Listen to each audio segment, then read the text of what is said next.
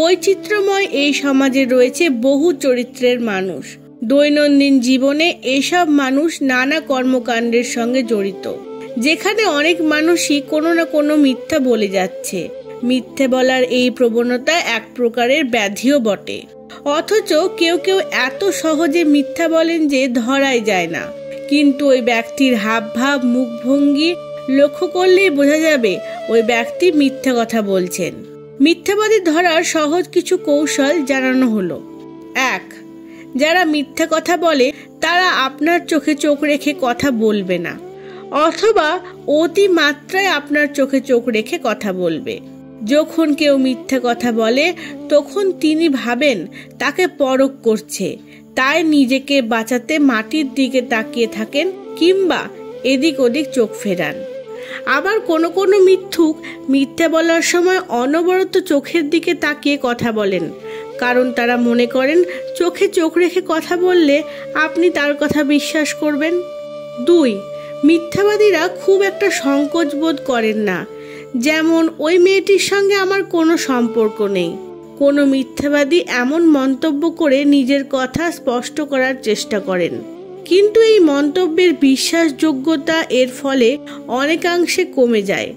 অনেকেই আবার প্রশ্ন করে বসেন, আপনি কোথা থেকে জানতে পারলেন? আপনি যতক্ষণে এই প্রশ্নের জবাব দেন ততক্ষণে মিথ্যাবাদী নতুন গল্প সাজিয়ে নেন। 3. মিথ্যুকদের বডি ল্যাঙ্গুয়েজও তাদের ধরিয়ে দিতে পারে। মিথ্যে কথা বলার সময় অনেকে উসখুস করেন, যার সঙ্গে কথা বলছেন তার দিকে পিঠ করে দাঁড়িয়ে থাকে, আবার বারবার চোখের পাতা ফেলেন। গলার স্বরও ক্রমাগত পরিবর্তন হতে থাকে তার। অনেক সময় হাত মুড়ে দাঁড়িয়ে থাকেন তিনি। এমন হলে বুঝবেন ওই ব্যক্তি যে বিষয়ে বেশি কথা বলতে চাইছে না বা বেশি তথ্য জানাবেন না। বারবার মুখে হাত দেন বা হাতের কাছে যা আছে তা নিয়েই নাড়াচাড়া শুরু করেন। 4. কোনো বিষয়ে প্রশ্ন করা না হলেও মিথ্যাবাদীরা অনেক সময় প্রয়োজনের তুলনায় বেশি তথ্য দিয়ে ফেলেন, কারণ তারা মনে করেন বেশি তথ্য তাদের দাবিকে বিশ্বাসযোগ্য করে তুলবে। কার্যত এর ফলে তাদের গল্প বেশি জটিল ও বিশ্বাসযোগ্যতা হারায়। গল্প যত বড় হয় বিশ্বাসযোগ্যতাও তত দূরে সরে যায়। 5. যে মিথ্যা কথা বলছে সে আত্মপক্ষ সমর্থনে বেশি জোর দিয়ে থাকে। নিজের উপর থেকে মনোযোগ সরাতে সমস্ত পন্থা অবলম্বন করবে। আপনি তার ইমোশনে আঙুল তুলেছেন বলে খুব শিগগিরই রেগে যাবে। যে ব্যক্তি সত্য কথা বলে সে অফেন্সিভ হয়ে পড়ে। 6.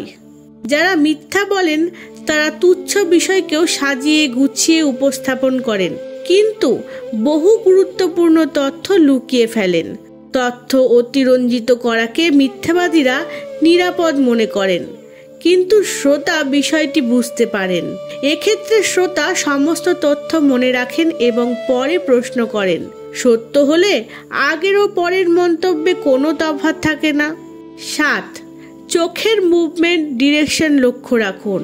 ডানহাতি কোনো ব্যক্তি কোনো কিছু মনে করার চেষ্টা করলে তিনিও চোখ বাম দিকে ঘুরিয়ে রাখবেন।